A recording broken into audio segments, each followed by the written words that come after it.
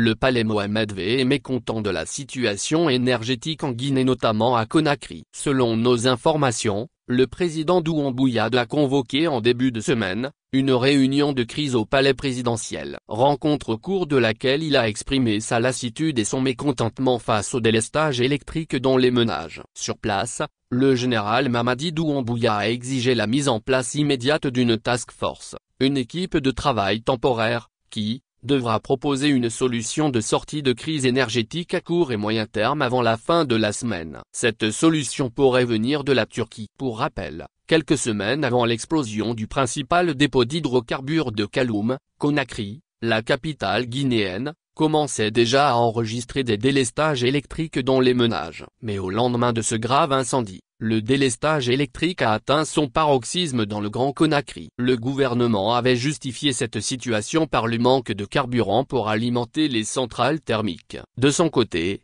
la société Edg a justifié le délestage électrique par la baisse considérable du niveau d'eau sur les barrages hydroélectriques. Et depuis lors, la capitale guinéenne a renoué avec ses anciennes habitudes en ce qui concerne la distribution de l'électricité. Devant cette situation préoccupante, le général Mamadi Doumbouya a convoqué au palais Mohamed VI, le ministre de l'Énergie, quelques membres du gouvernement, notamment du pôle économique, ainsi que son cabinet représenté par le ministre secrétaire général et le ministre directeur de cabinet de la présidence, le ministre secrétaire général aux affaires religieuses, le directeur de la SONAP, le chef d'état-major général des armées, le haut commandant de la gendarmerie, ont également pris part à cette réunion.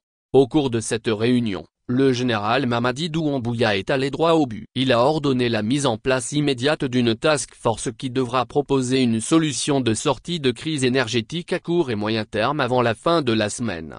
La question de l'énergie désormais gérée par la présidence de la République, le président du CNRD a également insisté pour que la question de l'énergie soit désormais gérée directement par la présidence jusqu'au rétablissement normal de la distribution électrique. Certains ministres ont été vertement tancés par le général Mamadi Doumbouya pour leur laxisme dans la résolution de cette crise. Comme piste de solution, l'arrivée d'un bateau thermique turc n'est pas exclue. Une solution de cette crise énergétique pourrait venir de la Turquie où une délégation guinéenne séjourne actuellement. Selon nos informations, la piste d'un navire thermique flottant n'est pas à écarter pour le court terme. Cependant, il faut préciser qu'il ne s'agirait pas du même bateau loué par l'ancien régime dirigé par le PR Alpha Condé, car ce modèle est très coûteux et repose sur un système de financement complexe puisque l'État payait la location du bateau électrique, il payait le carburant pour la fourniture du courant électrique par le bateau et il achetait ensuite l'électricité produite par le bateau thermique à un coût au kilowattheure élevé.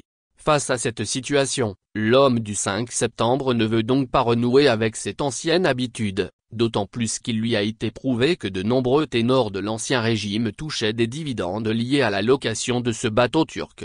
Par contre, selon nos informations, les négociations ont porté sur un autre bateau thermique turc plus avantageux et moins coûteux. Avec cette nouvelle offre, l'État ne paiera que la valeur de l'énergie produite qu'il consomme, contrairement à l'ancien modèle où la quantité produite, consommée ou non, devait être payée. L'État passera par la SONAP pour fournir le carburant nécessaire à la production de l'énergie dont il a besoin pour alimenter les ménages, ce qui constitue une économie importante. L'équipe mise place pour trouver une solution idoine est sous une pression considérable et a une obligation de résultat. La solution devant être trouvée cette semaine avec l'arrivée d'un bateau thermique.